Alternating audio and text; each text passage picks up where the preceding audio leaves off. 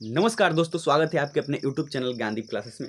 तो आज आप सभी के लिए हम लाए हैं बिहार बोर्ड मैट्रिक परीक्षा 2026 का क्लास 10 का संस्कृत। जी हाँ दोस्तों, आप सही सुन पा रहे हैं। आज हम लाए हैं बिहार बोर्ड मैट्रिक परीक्षा 2026 क्लास 10 के बच्चों के लिए संस्कृत का चैप्टर 1 और 2 का संस्कृत का 60 MCQ, जो परीक्षा के पॉइंट ऑफ व्यू से काफ़ी ज़्यादा महत्वपूर्ण होने वाला है। तो चलिए बिना टाइम गंवाए शुरू करते हैं वीडियो को। तब तक जितने भी दोस्त हमारे चैनल को लाइक और सब्सक्राइब नहीं किए हैं, तब तक वो चैनल को लाइक और सब्सक्राइब कर ले और अपने दोस्तों के पास शेयर करना ना भूले। तो चलिए शुरू करते हैं क्लास को। तो आज हम इस वीडियो में चैप्टर 1 और 2 कंप्लीट करेंगे, जिसमें हमारा चैप्टर 1 होने वाला है पाटलिपुत्र वैभव तथा हमारा सेकंड चैप्टर होने वाला है अलस कथा। हम इस दोनों चैप्टरों का प्रमुख VVI क्वेश्चन लाए हैं, जो परीक्षा में काफ़ी बार देखे जा चुके हैं। तो चलिए बिना टाइम को शुरू करते हैं वीडियो को। तो आज का हमारा फर्स्ट क्वेश्चन होने वाला है पाटलिपुत्र वैभव पाठ किस नगर का वर्णन है। पाटलिपुत्र वैभव पाठ में किस नगर का वर्णन है? गया का, नवादा का, आड़ा का तथा पाटलिपुत्र का। तो हमारा इसका सही आंसर हो जाएगा पाटलिपुत्र का। पाटलिपुत्र वैभव में पाटलिपुत्र का वर्णन है। चलिए आगे बढ़ते हैं क्वेश्चन की तरफ। आगे हमारा क्वेश्चन बोल रहा है मेगास्तीन पटना किसके समय आया था? मेगास्तीनिक जो था वो पटना किस के शासनकाल में आया था? अशोक के शासन का, मौर्य काल में, चंद्रगुप्त मौर्य के समय तथा अंग्रेजों के समय। तो हमारा इसका सही आंसर हो जाएगा चंद्रगुप्त मौर्य के समय मेगास्तीनिक भारत आया था। पाटल पुष्पों की पुतलिका की रचना के आधार पर पटना का कौन सा नाम पड़ा है? पाटल पुष्पों की पुतलिका के आधार पर पटना का कौन सा नाम पड़ा है? पुष्पपुर, कुसुमपुर, पाटलिपुत्र तथा पटना। तो इसका हमारा सही आंसर हो जाएगा पाटलिपुत्र। चलिए आगे बढ़ते हैं क्वेश्चन की तरफ। आगे क्वेश्चन हमारा बोल रहा है क्वेश्चन नंबर 4, पाटलिपुत्र किस राज्य की राजधानी है? बिहार की, उत्तर प्रदेश की, मध्य प्रदेश की तथा आंध्र प्रदेश की। तो हमारा इसका सही आंसर हो जाएगा बिहार की। पाटलिपुत्र जो है वो बिहार की राजधानी है। पाटलिपुत्र किस नदी के किनारे बसा है? गंगा नदी, यमुना नदी, गंडक नदी तथा कोसी नदी। तो इसका हमारा सही आंसर हो जाएगा गंगा नदी। पाटलिपुत्र जो शहर है वो गंगा नदी के किनारे बसा है। पाटलिपुत्र का बुद्ध काल में नाम क्या था? जो पाटलिपुत्र अभी जिसे हम पटना के नाम से जानते हैं, उसका बुद्ध काल में क्या नाम था? पटना, पाटलग्राम, पटलीग्राम तथा पुष्पपुर। तो इसका हमारा सही आंसर हो जाएगा पाटलीग्राम। पाटलिपुत्र का बुद्ध काल में पाटलीग्राम था। एक क्वेश्चन बहुत भी है दोस्तों, आपको एग्जाम में देखने को मिल सकता है। चलिए देखते हैं आगे क्वेश्चन हमारा क्या बोल रहा है। आगे क्वेश्चन हमारा बोल रहा है गांधी सेतु पुल कहाँ स्थित है? सासाराम में, पहाड़ पर, आरा में तथा पाटलिपुत्र में। इसका सही आंसर हो जाएगा पाटलिपुत्र में गांधी सेतु स्थित है। चलिए आगे बढ़ते हैं हम लोग क्वेश्चन की तरफ। पटना नगर की पालिका देवी कौन है? शीतला देवी, काली, पटन देवी तथा गौरी। तो इसका सही आंसर हो जाएगा पटन देवी पटना नगर की पालिका देवी है। चलिए आगे हमारा क्वेश्चन बोल रहा है, आगे हमारा क्वेश्चन, निम्नतम काव्य की कवि कौन है? कुटी निम्नतम जो काव्य है इसके कवि कौन है? राजशेखर, दामोदर गुप्त, विशाखा दत्त तथा कालिदास। तो इसका हमारा सही आंसर हो जाएगा दामोदर गुप्त जो है वो कुटी निम्नतम काव्य की रचयिता है। राजशेखर की रचना कौन सी है? काव्य मीमांसा, कुटी निम्नत, मुद्रा राक्षस तथा यंत्र संकरण। तो इसका हमारा सही आंसर हो जाएगा काव्य मीमांसा जो पुस्तक है इसके रचयिता राजशेखर है। अब हम आगे क्वेश्चन देखेंगे। आगे हमारा क्वेश्चन बोल रहा है पाटलिपुत्र में किस महापुरुष का जन्म हुआ है? गुरु नानक का, महावीर स्वामी का, गुरु गोविंद सिंह का तथा गौतम बुद्ध का। तो इसका हमारा सही आंसर हो जाएगा गुरु गोविंद सिंह का पाटलिपुत्र में जन्म हुआ है। चंद्रगुप्त किस वंश का संस्थापक था? मौर्य वंश का, मुगल वंश का, परमार वंश का, इनमें से कोई नहीं। तो इसका हमारा सही आंसर हो जाएगा मौर्य वंश का। संस्थापक कौन था? चंद्रगुप्त। सिखों के 10वें गुरु कौन थे? गुरु गोविंद सिंह, अर्जुन देव, गुरु नानक तथा परमवंश। तो इसका हमारा सही आंसर हो जाएगा गुरु गोविंद सिंह जो थे सिखों के 10वें गुरु थे। चलिए आगे बढ़ते हैं क्वेश्चन की तरफ। आगे हमारा क्वेश्चन बोल रहा है पटना, आगे हमारा क्वेश्चन बोल रहा है सिखों के 10वें गुरु कौन थे? गुरु गोविंद सिंह, अर्जुन देव, परमार वंश तथा गुरु नानक। तो इसका हमारा सही आंसर हो जाएगा गुरु गोविंद सिंह सिखों के 10वें गुरु थे। चलिए आगे क्वेश्चन देखते हैं। पटना के किस दिशा में गंगा नदी प्रवाहित होती है? जी हाँ दोस्तों, ये क्वेश्चन बहुत VVI है, आपको एग्जाम में देखने को मिल सकता है। दक्षिण दिशा में, पूर्व दिशा में, उत्तर दिशा में तथा पश्चिम दिशा में। तो इसका हमारा सही आंसर हो जाएगा उत्तर दिशा में पटना में गंगा नदी प्रवाहित होती है। किस काल में पटना का नाम पाटलीग्राम पड़ा था? बुद्ध काल में, महावीर काल में, अशोक के काल में, इनमें से कोई नहीं। तो इसका हमारा सही आंसर हो जाएगा बुद्ध काल में पटना का नाम पाटलीग्राम था। चलिए दोस्तों आगे देखते हैं क्वेश्चन। आगे हमारा क्वेश्चन बोल रहा है यूनान का राजदूत कौन था?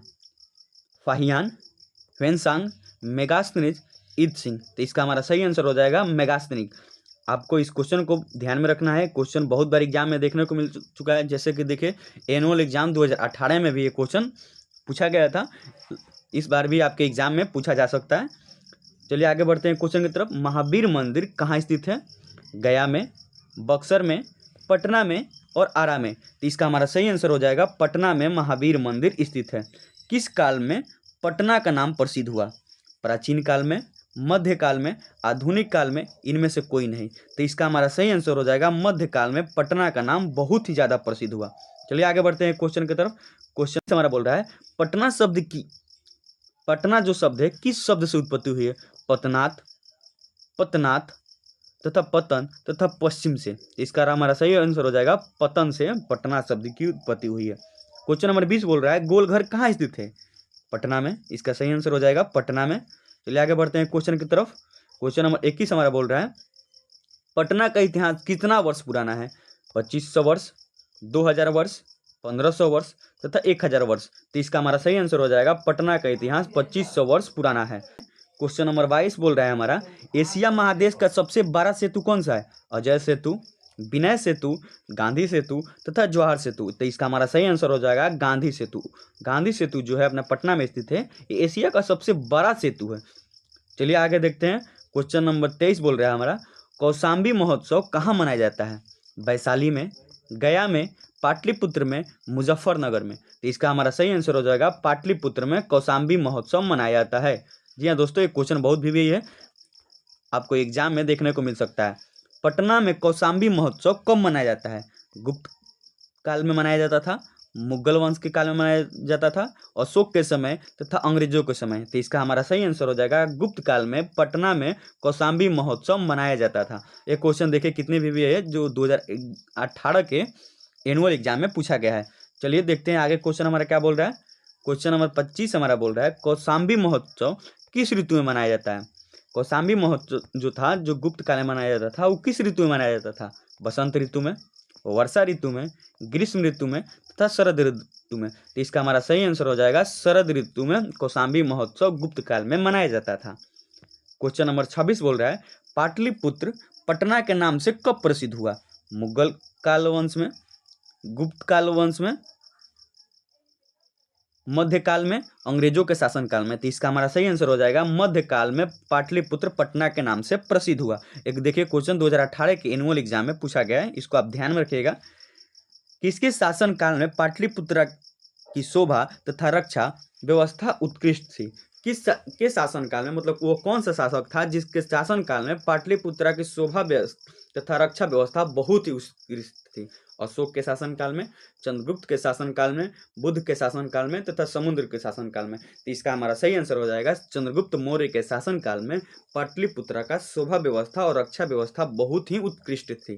चलिए दोस्तों आगे देखते हैं। क्वेश्चन नंबर 28 हमारा बोल रहा है पाटलिपुत्र का नामांतरण क्या है? पाटलिपुत्र का नामांतरण क्या है? हरिहरपुर, हजारीपुर, पाटलिपुत्र तथा कुसुमपुर। तो इसका हमारा सही आंसर हो जाएगा कुसुमपुर। पाटलिपुत्र का नामांतरण है कुसुमपुर। चलिए दोस्तों, ये रहा हमारा फर्स्ट चैप्टर का परीक्षा का पॉइंट ऑफ व्यू से बहुत ही ज़्यादा महत्वपूर्ण क्वेश्चन। अब हम देखेंगे सेकंड चैप्टर अलस कथा।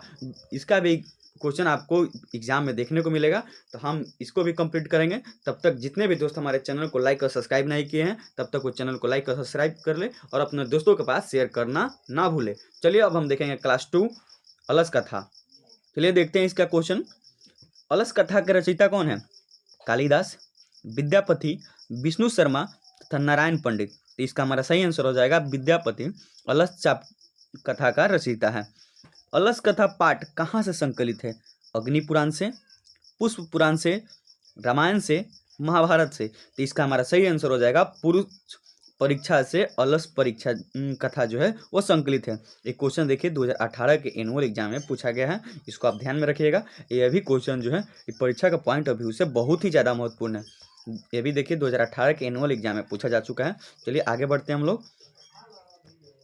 वीरेश्वर कौन था? मिथिला का राजा, मिथिला का मंत्री, मिथिला का राजकुमार तथा मिथिला का संतरी। तो इसका हमारा सही आंसर हो जाएगा मिथिला का मंत्री थे वीरेश्वर। मिथिला का मंत्री कौन था? देखिए क्वेश्चन रिपीट हो रहा है, आपको ध्यान में रखना है। बुद्धिवीर, कर्मवीर, धर्मवीर तथा वीरेश्वर। तो इसका सही आंसर हो जाएगा वीरेश्वर मिथिला का मंत्री थे। मैथिली कवि कौन था? भास, कालिदास, विद्यापति तथा नारायण पंडित। तो इसका हमारा सही आंसर हो जाएगा विद्यापति जो थे वो मैथिली कवि थे। चलिए आगे बढ़ते हैं क्वेश्चन की तरफ। क्वेश्चन नंबर 6 हमारा बोल रहा है मैथिली कोकिल के नाम से कौन प्रसिद्ध थे?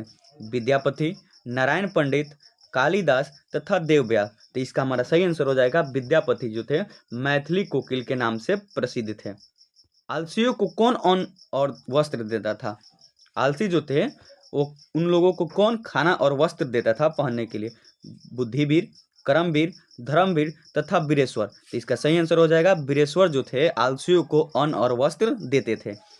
आलसी पुरुष कितने थे? आलसी पुरुष जो थे उनकी संख्या क्या थी? 2, 3, 4 तथा यहाँ पे ऑप्शन नंबर इनमें से कोई भी हो सकता है, पर इसका हम आंसर मारेंगे ऑप्शन नंबर सी। आलसियों की संख्या कितनी थी? 4। चलिए दोस्तों आगे देखेंगे। क्वेश्चन नंबर 9 हमारा बोल रहा है अलस कथा पाठ में किस महत्व का वर्णन किया गया है? मानव गुण को, पशु गुण को, देवता गुण को, उपयुक्त में से कोई नहीं। तो इसका हमारा सही आंसर हो जाएगा मानव गुण को अलस कथा चैप्टर में इसका वर्णन किया गया है। अलस कथा पाठ में किस दोष का वर्णन मिलता है? अर्थ का, धर्म का, आलस का, इनमें से कोई नहीं। तो इसका हमारा सही आंसर हो जाएगा आलस का।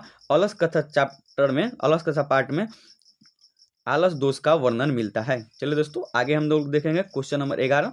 क्वेश्चन नंबर 11 हमारा बोल रहा है अलस कथा पाठ में किस दोष का वर्णन मिलता है? व्यंग्यात्मक, हास्यात्मक, कारुणिक कथा तथा उपयुक्त में से कोई नहीं। तो इसका हमारा सही आंसर हो जाएगा व्यंग्यात्मक रूप में अलस कथा पाठ को दोष के रूप में वर्णन किया गया है। गरीबी और अनाथों को प्रतिदिन कौन भोजन कराते थे? बुद्धिवीर, कर्मवीर, धर्मवीर तथा वीरेश्वर। वीरेश्वर जो थे गरीबों और अनाथों को प्रतिदिन भोजन कराते थे और यही चारों जो आलसी थे उनको भी ये भोजन कराते थे। इसका सही आंसर हो जाएगा वीरेश्वर। चलिए दोस्तों आगे देखते हैं। आगे हमारा क्वेश्चन होने वाला है मनुष्य को कौन नष्ट कर देता है? जी हाँ दोस्तों क्वेश्चन है मनुष्य को कौन नष्ट कर देता है। ये क्वेश्चन बहुत भी है दोस्तों, आपको ये एग्जाम में देखने को मिल सकता है, आप इसको ध्यान से देखेंगे। चलिए देखते हैं इसका आंसर क्या होगा। धन, धर्म, आलस, इनमें से कोई नहीं। इसका सही आंसर हो जाएगा आलस मनुष्य को नष्ट कर देता है। चलिए आगे देखते हैं। वीरेश्वर नाम का मंत्री कहाँ रहता था? पाटलिपुत्र में, मिथिला में, जनकपुर में, अयोध्या में। इसका सही आंसर हो जाएगा मिथिला में वीरेश्वर नाम का मंत्री रहते थे। कारुणिक के बिना किसकी गति नहीं है? धूर्तों की, पतियों की, वाताचलों की, आलसियों की। तो इसका हमारा सही आंसर हो जाएगा आलसियों की गति कारुणिक के बिना नहीं है। चलिए दोस्तों आगे देखेंगे क्वेश्चन नंबर 40। क्वेश्चन नंबर 60 बोल रहा है आलस कथा। चलिए दोस्तों क्वेश्चन नंबर आगे देखेंगे 16 हमारा क्वेश्चन बोल रहा है अलसशाला में आग क्यों लगाई गई थी? आलसियों को भगाने के लिए, आलसियों की परीक्षा लेने के लिए, अलसशाला की संपत्ति को हड़पने के लिए, इनमें से कोई नहीं। तो इसका हमारा सही आंसर हो जाएगा आलसियों को परीक्षा लेने के लिए अलसशाला में आग लगाई गई थी। चलिए दोस्तों आगे देखेंगे। चलिए दोस्तों क्वेश्चन नंबर 17 देखेंगे। क्वेश्चन नंबर 17 बोल रहा है अलसशाला में लगी आग को देखकर कौन लोग भाग गए थे? आलसी लोग, धूर्त लोग, अधिकारी लोग तथा नौकर लोग।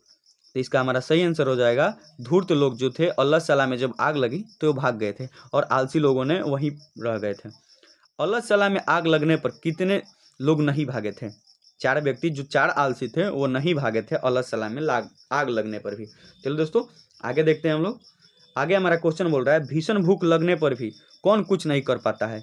आलसी, निर्बल, सच्चरित तथा निर्धन। तो इसका हमारा सही आंसर हो जाएगा आलसी। आलसी को अगर भूख भी लगा है तो कुछ नहीं कर पाते हैं।